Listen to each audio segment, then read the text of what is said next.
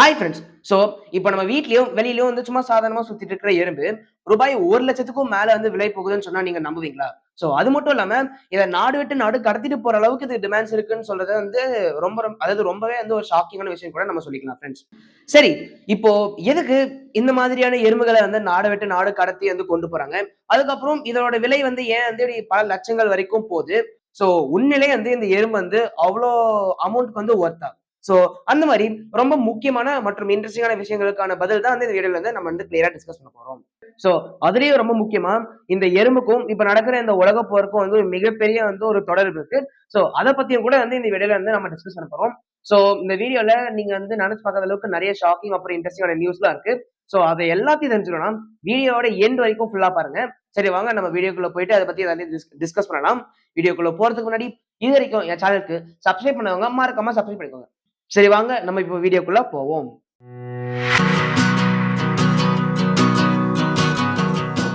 அதாவது இப்போ 2 நாளைக்கு முன்னாடி கென்யா ஏர்போர்ட்ல 2000க்கும் மேல குயின் ஆண்ட் அப்படின்ற ராணி எறும்புகளை ஒரு சின்ன பிளாஸ்டிக் கண்டெய்னர்ல அடைச்சு வச்சு சீனாவுக்கு கடத்திட்டு போக முயற்சி செஞ்ச ஒரு சைனாக்காரனை அரெஸ்ட் பண்ணி அவனுக்கு சிறை தண்டனையும் கொடுத்திருக்காங்க கென்யா கவர்மெண்ட். இது ஒரு பக்கம் இருக்கட்டும். இப்படி இந்த ராணி எறும்பு அதாவது குயின் ஆண்ட மட்டும் பர்டிகுலரா இந்த மாதிரி கென்யால இருந்து நிறைய கடத்திட்டு போறது இப்ப எல்லாம் ஒரு இல்லீகல் ஸ்மக்லிங் ஆகவே வந்து இருக்குதாம்.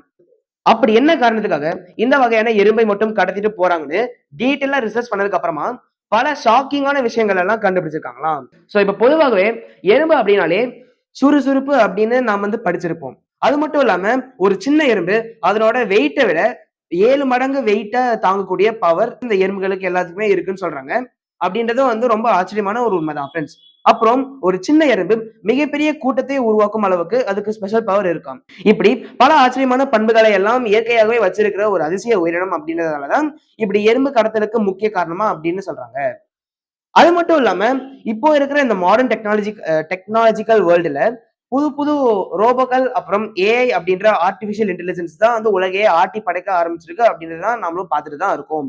உண்மையை சொல்லணும்னா இப்போ இருக்கிற இந்த அட்வான்ஸ் டெக்னாலஜிக்கு எல்லாம் பின்னாடி மிகப்பெரிய ரெஃபரன்ஸ் அதாவது மாதிரியா இருக்கிறது இந்த எறும்புகள் தான் அப்படின்னு சொல்றாங்க ஃப்ரெண்ட்ஸ். இந்த எறும்புகளுக்கு இருக்கிற ரொம்ப ஸ்பெஷல் கேரக்டர்ஸ் எல்லாம் ரொம்ப டீடைலா ரிசர்ச் பண்ணி தான் இப்போ இருக்கிற மாடர்ன் டெக்னாலஜியோட பேசிக் கான்செப்ட் அண்ட் மெக்கானிசம் எல்லாம் ஜெனரேட் பண்றாங்களாம்.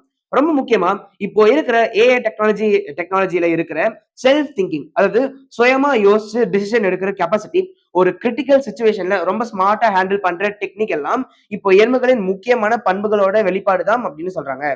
இந்த மாதிரி ரொம்ப தனிப்பட்ட பண்புகளை எல்லாம் இவங்க முக்கியமா குறிப்பிட்டு சொல்ற இந்த குயின் ஆண்ட் அப்படின்ற ராணி எறும்பு கிட்டதான் அதிகமா இருக்காம். சோ அதனாலதான் இந்த மாதிரி எறும்புகளுக்கு ரொம்ப டிமாண்ட்ஸ் இருக்கிறதாகவும் அதிக விலை கொடுத்து வாங்குறாங்களாம் ஃப்ரெண்ட்ஸ்.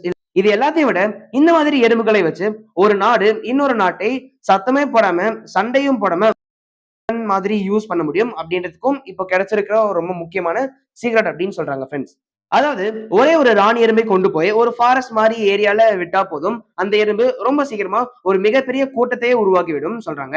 சோ இப்படி ஒரு எறும்பு தனியா நின்னு ஒரு மிகப்பெரிய கூட்டத்தை உருவாக்கும் போது அந்த இடத்துல இருக்கிற ஈகோ பயோசிஸ்டம் மற்றும் பயோடைவர்சிட்டி அதாவது அங்க இருக்கிற இயற்கை தாவரம் மண் அப்புறம் அங்க இருக்கிற உயிரினம் அப்படியே வந்து இந்த ஈகோ சிஸ்டத்தை ரொம்ப சைலண்டா அழிச்சிடும் அப்படின்னு சொல்றாங்க.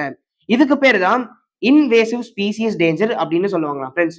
சோ இப்படி கொஞ்சம் கொஞ்சமா ஒரு நாட்டோட ஈகோ சிஸ்டத்தை அழிக்கிறது இந்த மாடர்ன் வேர்ல்டுல ஒரு வகையான அப்படின்னு சொல்றாங்க ஃப்ரெண்ட்ஸ்.